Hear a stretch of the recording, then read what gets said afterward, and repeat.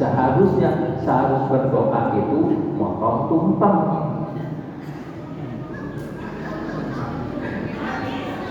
Dan tumpang ya. Biasanya begitu tuh kalau selamatan begitu.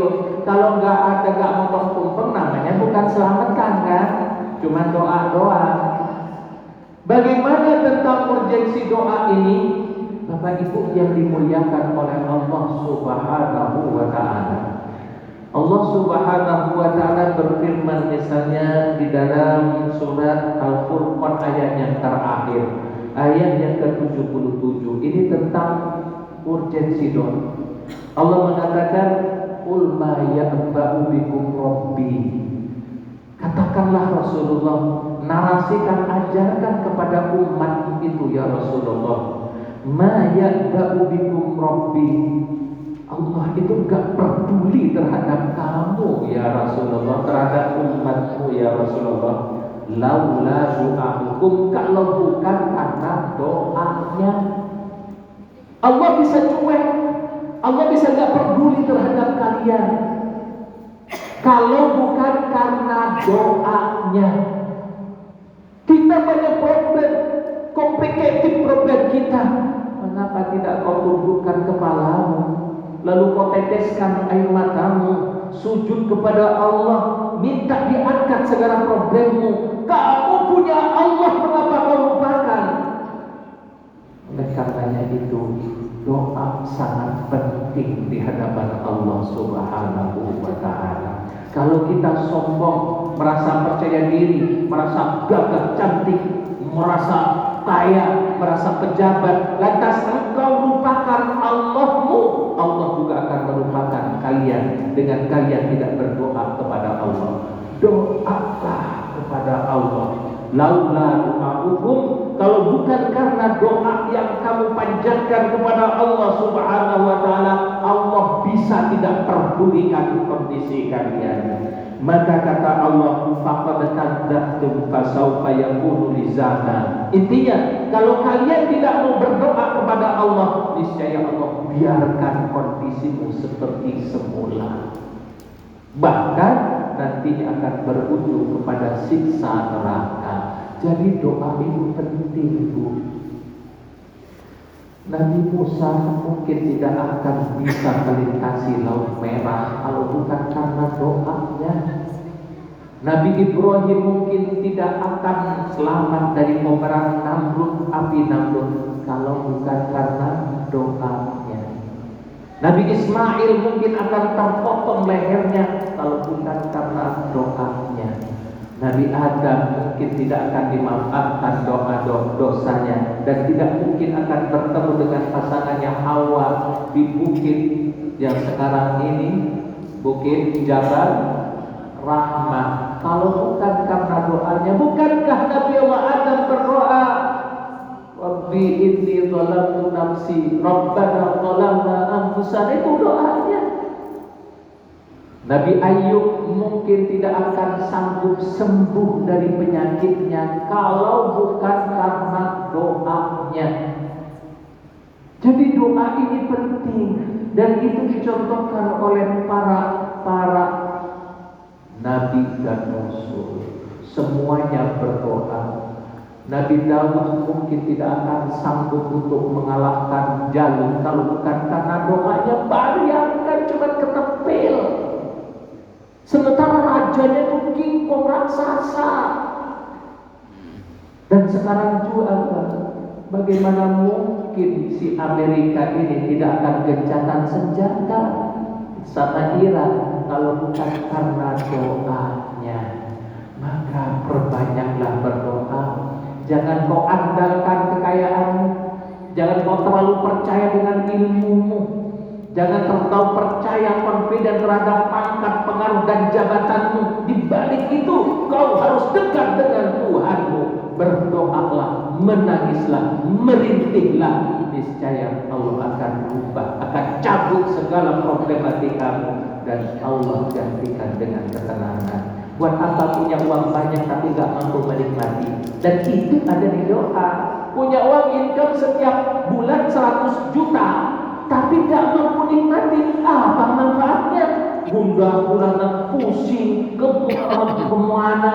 Kalau orang lupa dan tak dekat dengan Tuhannya, bisa mengatasi kepusingan kegundah gulananya adalah dengan dugem, dengan minum, dengan merokok, dengan pesta. Pesta itu ada masanya, cuma sejam 2 jam.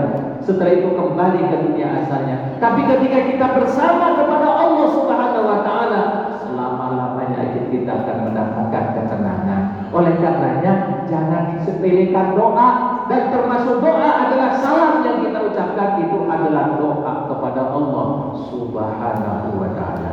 Baik, siap berdoa ya. Tadi sudah didoakan, dan jangan bosan berdoa. Tapi doa juga banyak yang usil. Saya pernah mengajar di Bandung dengan orang-orang Al-Irsyad. Saya pernah di yayasan ya, itu gurunya semua Al-Irsyad semua. Cuma saya yang nyeleneh gitu. Ketika saya berdoa dengan bahasa, Ustaz, doa itu tidak perlu diucapkan karena Allah juga Maha tahu. Dia bertanya, Ustaz Alfan, bagaimana hukumnya melafalkan doa? Karena di dalam Al-Quran Allah mengatakan ud'u rabbakum tadarru'an wa khufiyah. Berdoalah kepada Tuhanmu dengan tadarru', rendah hati, wa khufiyah, dan khufiyah ini diartikan dengan samar. Maka Bapak Ibu enggak perlu heran kalau ada orang yang berdoa cuma diam saja. Banyak Persis, Al-Irsyad itu doanya diam saja. Ilmu sejati diam saja. Dia lapar, cukup diam. Lapar, diam aja.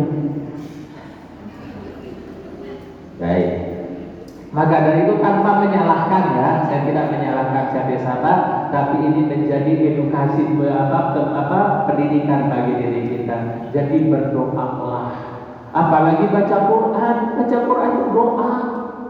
Suaramu yang kamu keluarkan itu akan Allah jadikan malaikat-malaikat yang membaca istighfar kepadamu. Oleh karenanya testimoninya yang Qur'anul Quran fa innahu ya'ti yaumal qiyamati syafi'an li ashabi. Baca Al-Quran, karena bacaan Al-Quran itu akan datang kepada pemiliknya dan memberikan syafaat bagi pemiliknya. Oleh karenanya, karena Al-Quran, membaca Quran itu ibadah, pakai suaramu yang terbaik. Kan begitu isi siaran saya. Pakai Al-Quranmu yang terbaik.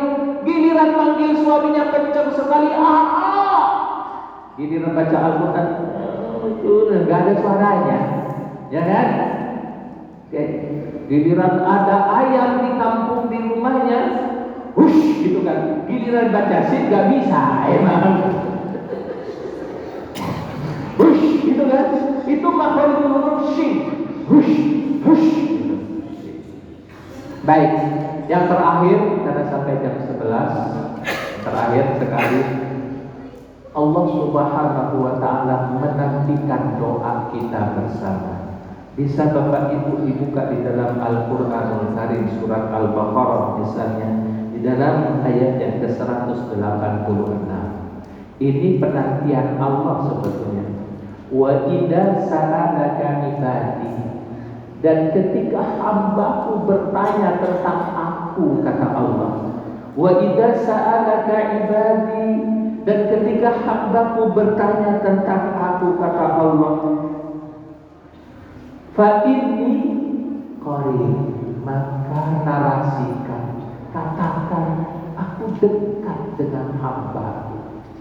Wa idza sa'alaka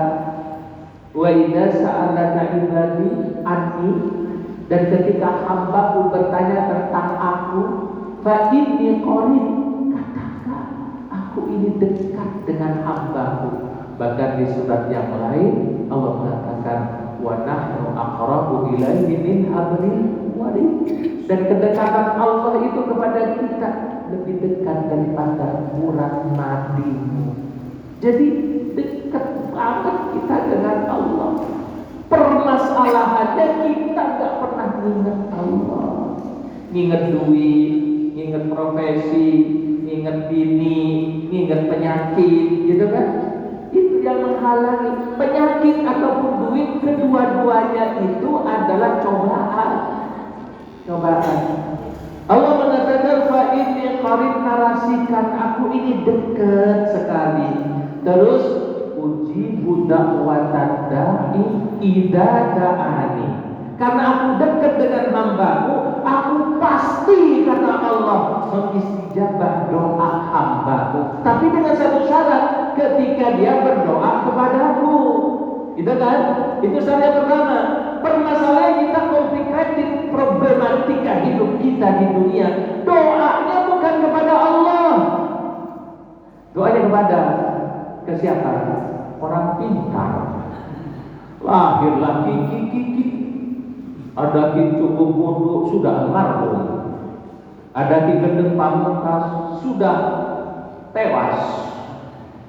Dan itu jadi doa kita hanya kepada Allah. Terus mengadakan ritual kepada Laut Kidul. Terus pingin kaya ke Gunung Kemukus, gitu kan? Bersemedi di Gunung Kawi, gitu. Di Gunung Kawi kan mengharapkan buah dan daun dari pohon apa? Di Gunung Kawi yang paling diharap oleh para petapa pencari kekayaan itu apa nama pohonnya? Pohon daru. Itu melalui prosesi setelah ke-7 harinya biasanya itu dijatuhi daun pohon daru. Konon daun pohon daru ini ketika dibawa pulang dia akan menjadi uang. Dan uangnya tumbuh. Ketika dibelikan balik lagi gitu. Kan mencuri berarti. Ya kan? Mencuri. Tahu Ustaz kok tahu? Saya baca itunya, kisahnya. Di Gunung Kemukus apa syaratnya? Harus hubungan pasutri berzina 7 kali. Habis itu, saya juga baca cerita dengan Gunung Kemukus itu. Jadi doanya ketika kamu ingin selesai permasalahan, ingin kaya, jangan ke situ, jangan ke Laut Kidul, jangan ke Gunung Kawi, apalagi ke Cibarusa. Gak ada gunung di Cibarusa, airnya susah. Naik Gunung Merapi, Cibarusa itu airnya dalam tuh bisa 9 meter. Baik, jadi begitu ya. Maka kata Allah, ujibu da'watad da'i, aku dekat denganmu. Maka berdoalah hanya kepadaku. Jangan ngeluh melulu, karena problematika kehidupan tidak selesai dengan mengeluh. Dan tidak perlu banyak-banyak konsultasi kepada orang-orang pintar, tapi protek dirimu untuk mengharapkan kepantasan kepada Allah Subhanahu wa taala. Kepantasan untuk istijabah doanya adalah hanya kita berdoa kepada Allah.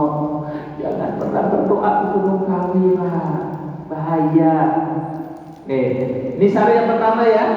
Ketika kita mau bahagia, mau berdoa, doalah kepada Allah. Terus ujibu da'watad da'i idza da'ani. Yang kedua, syarat untuk kita diistijabah doa kita adalah falyastajibuli. Maka penuhilah kewajiban-kewajiban kita kepada Allah. Dan Allah membebani kita gak banyak-banyak kok. Cuma sholat yang diwajibkan kan. Sholat itu juga jarang-jarang Bapak Ibu. Gak selamanya sholat. Paling nanti dohor sholat kan. Setelah itu selesai, baru nanti asar. Emang selamanya sholat? Enggak. Baru sholat jarang-jarang. Sholat juga jangan terus-terusan. Justru sholat jarang-jarang. Di waktunya. Gitu. Sholatlah jarang-jarang sesuai waktunya. Maka syarat yang kedua untuk kita diistijabah, disayangi Allah, dekat Allah, memayungi kita, memotivasi kita, bahkan bersama dengan kita adalah tunaikan kewajiban-kewajiban kita. Tunaikan. Yang menjadi yang baik, jangan usil, menjadi yang ramah, menjadi segala sifat luhur yang Allah ajarkan. Terus syarat yang ketiga adalah wal yu'minu bi. Kita hanya beriman kepada Allah. Jangan pernah beriman kepada omongan orang. Jangan percaya betul pada kasakusuk orang. Jangan percaya betul dengan janji-janji orang-orang pintar. Karena ketika kita sakit, berobatlah yang wajar. Ketika sakit itu yang sanggup mengobatin siapa? Dokter. Karena dia memang sudah masuk fakultas kedokteran, mengenali anatomi tubuh kita, kekurangan dan kelebihannya dia yang tahu, bukan kiai, bukan ajena. Tapi penyakit ada dua Pak Ustaz. Iya, ada penyakit yang bisa diobati oleh dokter karena berkenaan dengan anatomi tubuh, tapi ada penyakit yang tidak bisa diobati oleh dokter karena sifatnya adalah abstrak, sifatnya batin. Bagaimana Pak Ustaz untuk berobat penyakit yang tidak dengan anatomi tubuh itu? Pakai Al-Quran, gitu kan? Bukan kau berjanji wa nunazzilu minal Qur'an ma huwa syifa. Maka bacalah Al-Quran, insyaallah Bu. Saya praktisi ruqyah dulu. Itu paling senior dulu ketika majalah Gaib, ketika Ustaz Fadlan dari Solo, sebelum banyak itu program-program terapi-terapi ruqyah, kita yang memprogram mereka itu. Pada tahun 90 berapa? 2006 itu belum banyak itu orang-orang mampu menterapi dengan ruqyah itu. Kita bikin workshop di Islamic Center di Bekasi, kita nyewa gedung, dan itu harapannya adalah 100 orang pesertanya mulai dari Irian Jaya sampai Aceh. Alhamdulillah yang ikut itu 86 orang. Dari 86 orang itulah kita program supaya mampu untuk memanfaatkan Al-Quran itu sebagai ilat, sebagai terapi, sehingga sekarang banyak sekali terapis yang senior seperti saya, Ustaz Alfan, Ustaz Fadlan, beserta Ustaz yang lain. Biarkan saja yang muda-muda dulu sekarang, yang senior di balik layar saja. Kenapa? Program terapi ruqyah itu punya misi. Yang pertama, menyelamatkan kantong orang. Karena ketika sakit dengar bisikan orang, berobat kepada orang pintar, biasanya kantongnya itu sampai jebol, sampai jual rumah, sampai gantiin motor, sampai utang. Maka kita misinya itu sebetulnya. Yang kedua, menjaga akidah seseorang muslim supaya tidak berobat kepada yang aneh-aneh itu, pakai bunga 7 rupa, pakai koin segala macam. Allah itu sederhana. Ketika kita mampu berobat kepada Allah, ya berobatlah dengan nangis, bacalah, sholatlah. Insya Allah penyakit yang non medis tadi, insya Allah Allah sembuhkan. Dan itu termasuk dalam uji budak pada dai, gitu ya. Oleh karenanya itu patutlah kita beriman kepada Allah. Jangan pesan saya, jangan pernah berobat kepada dukun. Tidak ada orang pintar di dunia ini. Yang paling pintar adalah dirimu sendiri kan, beserta Allah. Yang merasakan keluh kesahnya kamu, yang merasakan pahit getirnya kamu. Yaitu panjatkan kepada Allah. Jangan pernah percaya kepada orang lain, karena orang lain itu trik supaya dia dapat ampau, supaya mereka itu dapat untung. Oleh karenanya kalau sakit periksakan kolesterol berapa, asam urat berapa, itu yang diawai dokter. Kalau sudah bagus semua, general check life-nya bagus, masih sakit, berobatlah kepada Allah. Jangan berobat ke gendeng. Gendeng mana yang datang sama yang berobat? Gitu ya? Paham ya kira-kira? La'allahum yarshudun. Niscaya kalau seperti itu kalian betul-betul mendapatkan petunjuk dari Allah Subhanahu wa taala.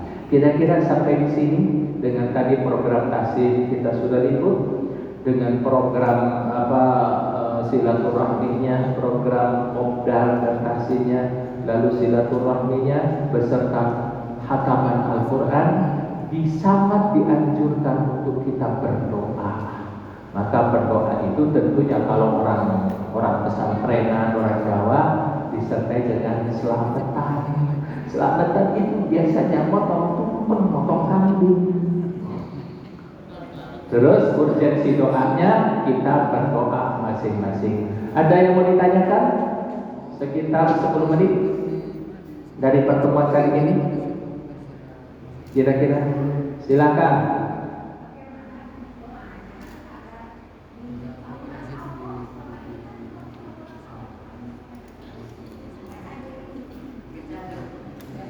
Supaya cagar. Supaya cagar itu supaya sembuh, Bu. Begini ya, kita semua mengharapkan kesembuhan. Kenapa? Karena kesembuhan itu dianggap prestis. Oke, betul. Maka semua orang mengharapkan kesembuhan. Tapi kita pernah nggak bertanya, apakah kesembuhan itu baik menurut Allah Subhanahu wa Ta'ala? Belum tentu. Karena ketika sembuh, engkau juga tidak mampu beribadah, engkau tidak mampu melihat Tuhan. Maka harus berpikir pula, direduksi pemikirannya. Kesembuhan dan sakit itu adalah dua sisi cobaan bagi diri kita semua. Yang mencoba seteguh mana keimanan kita kepada Allah Subhanahu wa Ta'ala. Saya sendiri, Bu, Bapak Ibu, berdoa kepada Allah supaya Allah kayakan saya punya uang 1 triliun misalnya. Ya kan? Kan sama komparasinya. Kalau misalkan saya dikasih uang 1 triliun oleh Allah, mampukah saya baik? Bisa saja setiap malam saya dugem melulu. Ya kan? Bisa saja main saya kembali uncang-uncang kaki, lupa sholat, lupa syariat. Maka dari situ, apapun yang ada pada diri kita, yakini itu yang terbaik menurut Allah Subhanahu wa Ta'ala. Adanya sakit, nikmati, karena sakit juga itu menggugurkan dosa-dosa di hadapan Allah. Bukankah itu baik? Tapi tetap usaha untuk sembuh, iya. Tetap usaha yang komprehensif untuk sembuh dengan jalan, jangan nyalahi syariah. Konsultasi seperti tadi ke dokter, tes lab dan segala macam. Tapi harus dibasiki semua yang terjadi pada diri kita adalah yang terbaik menurut Allah Subhanahu wa Ta'ala. Ibu-ibu semua juga pengen muda kan, pengen cantik terus kan? Tapi coba bayangkan kalau ibu semuanya cantik terus, apa mampu untuk bersilaturahmi di majlis silaturahmi ini? Enggak bisa. Justru aku akan masih cantik, masih laku begitu kan, masih kemana-mana. Maka adanya itu keriput di pipi kita, nanar di mata kita, lemahnya anatomi tubuh kita, itu juga nikmat dari Allah Subhanahu wa Ta'ala. Dan itu teguran dari alam semesta, engkau tidak lama lagi di dunia ini.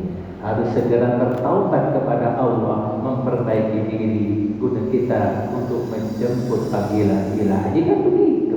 Oleh karenanya, jangan diukur kondisi itu hanya berdasarkan perspektif kita yang dangkal. Seolah-olah sakit itu hina, seolah-olah miskin itu hina. Miskin banyak orang yang bahagia, yang kaya justru tidak bahagia. Contoh, para pemulung itu pernah disaksikan oleh pengusaha yang sukses. Para pemulung dari hasil mulungannya dapat 10.000, 20.000, dibelikan nasi padang, makan sama anak dan istrinya di lapangan, ketawa, tersenyum. Sebaiknya yang general manager, yang uangnya miliaran, gak pernah sanggup berkumpul sama anak dan istrinya. Coba siapa? Maka dibatasi, sibuk, schedule, rating, kemana? Maka itu yang ada pada dirimu adalah yang terbaik bagi Allah Subhanahu wa Ta'ala. Oke, ada yang tanya lagi? Ya. Assalamualaikum warahmatullahi wabarakatuh. Waalaikumsalam warahmatullahi wabarakatuh. Terima kasih. Nah, izin Allah izin. Taqabbalallahu minna wa minkum. Ini Bang Ustaz. Tadi Ustaz bilang segala apapun yang sudah disebutkan, bagaimana tidak mampu lagi dokter-dokter siapapun akan mengatasi, ada mujizat dalam Al-Quran. Tapi di dalam Al-Quran itu ada laknat buat pembaca Al-Quran. Andai kata salah satu pendapat, Anda membaca Al-Quran tidak ada lakukan apa yang Anda lakukan, laknat dari Al-Quran itu ada untuk. Pertanyaan saya, bagaimana Ustaz cara terbaik dalam membaca Al-Quran untuk mendapatkan mujizat Al-Quran itu kepada kita? Contoh satu, atau saya baca per ayat baru saya baca artinya, atau saya baca seluruh sampai 2-3 lembar baru saya baca artinya. yang terbaik yang mana Pak? Saya pikir cuma itu aja. Saya mau mendapatkan mujizat dari Al-Quran itu apa? Siap. Jadi bagaimana yang terbaik untuk kami membaca Al-Quran? Jangan saya menerima laknat dari Al-Quran kepada kami. Betul. Cuma itu. Terima kasih. Assalamualaikum warahmatullahi wabarakatuh. Pertanyaan yang bagus, mendalam. Jadi Al-Quran itu kan melalui estafet, ya, melalui estafet. Sering saya utarakan ketika siaran. Untuk Al-Quran itu kan hidayah, Al-Quran itu kan teman, Al-Quran itu kan lampu matahari, penolong, mukjizat, segala macam kan. Dan kita harus berinteraksi dengan Al-Quran sebagaimana suruhan Allah, ittabi ma uhiya ilaika minal kitab, ikutilah Al-Quran itu sebagaimana yang telah kami turunkan, gitu. Oke. Jadi untuk akrab dengan Al-Quran, bersama dengan Al-Quran melalui estafet, yang pertama adalah miliki dulu Al-Quran itu, ya kan? Miliki Al-Quran. Setelah itu yang kedua, baca Al-Quran itu. Menyangkut bacaan, terikat dengan 4 dasar tadi. Menyangkut bacaan, yaitu pakai suara, kuasai makharijul huruf, aktualisasikan kaidah-kaidahnya, pakai lagam yang terbaik menurut kamu, dan itu dalam Al-Quran. Nah, bacaan Al-Quran ini banyak riwayat hadis, kam yang qari'il Quran wal Quran ya'alu. Banyak orang yang membaca Al-Quran, seharusnya Al-Quran ini adalah menjadi syafaat, bahkan menjadi laknat dari Al-Quran. Perlu kita garis bawahi bahwa itu dalam segi apa? Dalam segi bacaan Al-Quran. Tapi ada yang lebih dalam lagi, itu dalam segi kebersahabatan, kebersamaan, aktualisasi kita dengan Al-Quran. Maksudnya apa? Al-Quran itu syafi'un. Al-Quran ini adalah menyafaati, membantu. Yaitu tadi adalah memberikan syafaat. Tetapi mengapa beri laknat? Kenapa? Ya karena kamu baca Al-Quran, tapi kamu khianati isimu. Al-Quranmu kamu baca, di Al-Quran itu suruh kamu jujur, justru kamu jadi pengkhianat. Al-Quranmu dibaca, Al-Quranmu suruh rendah hati, tapi kamu adalah jadi jumawa, angkuh, congkak dan sombong. Nah, itulah secara maknawi Al-Quran yang kamu baca tidak akan menimbulkan mukjizat, justru akan menimbulkan laknat. Maka singkat cerita, supaya kita bermanfaat dan kita merasakan kemanfaatan Al-Quran, baca Al-Quranmu dengan benar, belajar dengan instruktur yang benar, lalu implementasikan isinya.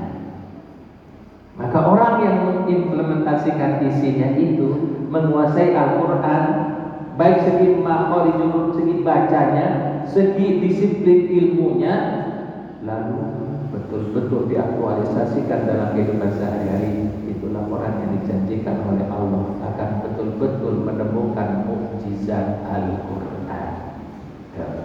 Ketika seseorang mendapatkan mukjizat Al-Quran, istilah bahasa kampungnya itu Bapak Ibu, lidahnya pahit. Tahu istilah lidahnya pahit? Ngomong apa aja dijawab oleh Allah. Ada anak songong, nanti kamu jatuh, jarak 10 meter jatuh beneran. Itu namanya lidah pahit. Dan itu orang yang bersinergi dengan Al-Quran. Saya testimoninya menemukan orang yang banyak seperti ini. Para hafid Al-Quran yang betul-betul dia berinteraksi dengan Al-Quran dan mengimplementasikan baik di Jawa Tengah, di Jawa Timur. Oleh karenanya itu, kenapa pada umumnya orang hafal Quran itu diapresiasi, dicium tangannya? Karena takut pada omongannya, karena lidahnya itu sering menjadi pahit. Sekali ngomong kejadian lah beneran gitu. Tapi saya bukan setaraf itu, tidak sampai ke taraf itu. Orang yang ahli Al-Quran itu biasanya ngomongnya dikit, gak sembarang ngomong. Saya punya kiai ketika saya tahfidz Al-Quran ini namanya Abdullah Kamal. Abdullah Kamal ini cucu ketiga dari Sunan Kudus. Ngomongnya dikit, gak pernah ngomong, takut salah ngomong. Saya di hadapannya setengah jam paling ngomong beberapa kalimat. Itu omongannya dikit. Ya seperti Bake Arwani dan yang lain-lain itu, dia memelihara omongannya. Kenapa? Karena ketika seseorang berinteraksi dengan Al-Quran, itulah dia akan sampai kepada mukjizatul Quran. Oleh karenanya, kalau misalkan sekarang ini, kok Al-Quran yang aku baca ini belum berefek apa-apa, aku baca juga gundah gulana, gak senang juga, problema juga semakin tambah. Perdalam lagi perasaanmu bersama Al-Quran, karena Allah akan tahu segala problema dan harapanmu. Insyaallah Allah istijabah segala harapan kita bersama. Sampai di sini ya, Bu Fatimah, sampai di sini. Baik, berdoa. Baik, kita berdoa lalu kita ramah-ramah. Sudah mau jam 11 kurang seperempat. Semoga yang hadir di sini betul-betul dalam pengayoman Allah Subhanahu wa taala. Percayalah Bapak Ibu, istilah ceweknya, ditinggal suami masih bisa cari lagi, ditinggal istri masih bisa poligami, tapi ditinggal Allah kemana kamu tidak lari? Karenanya itu patut gunakan Al-Quran ini sebagai wasilah untuk kita akrab dengan pertolongan Allah, untuk kita akrab dengan mukjizat dari Allah Subhanahu wa taala. Kalau di agama lain orang testimoninya Injil, di gereja-gereja ditestimonikan ada mukjizat, kenapa di dalam Al-Quran tidak ada? Pernah kan menyaksikan di YouTube di gereja-gereja orang yang sakit gak bisa jalan lalu mendekati pendetanya, kun fayakun, langsung bisa jalan kan? Kun fayakun di kita di Al-Quran, tahu apa ngomongnya di sana? Masa kitab Injil bisa, kita kok nggak bisa gitu loh? Karena kamu kurang yakin dengan kedekatan Allah, dengan mukjizat, dengan karismatik Al-Quran. Kamu hanya sebatas membaca beserta kaidah, lagam yang indah, apalagi itu kamu sombongkan di hadapan Allah. Justru kita betul-betul proteksi jiwa perasaan kita. Sedikit sombongkan di hadapan Allah. Bisa baca Quran juga karena Allah, bisa kenal dengan Al-Quran juga karena Allah. Maka la haula wa la quwata illa billah. Semoga kita semua betul-betul diikat kompak dalam persatuan silaturahmi ini. Dan yang terakhir, paling terakhir saya pesan, kita harus kompak sesama muslim, Pak. Loyalitas kita harus kita gerakkan dan kita berikan sesama muslim. Lihat Timur Tengah sana, adanya negara UEA-nya, Abu Dhabi-nya, Qatar-nya, Saudi-nya justru bersalaman erat sama penjajah, sama Israel, sama Amerika. Kemana orang-orang muslimnya itu? Apakah orang Islam yang seperti ini lantas langsung masuk surga? Tunggu dulu. Ketika di Gaza tercabik-cabik, di Libanon dibom sudah 1000, sekarang yang mati, kamu dipertanyakan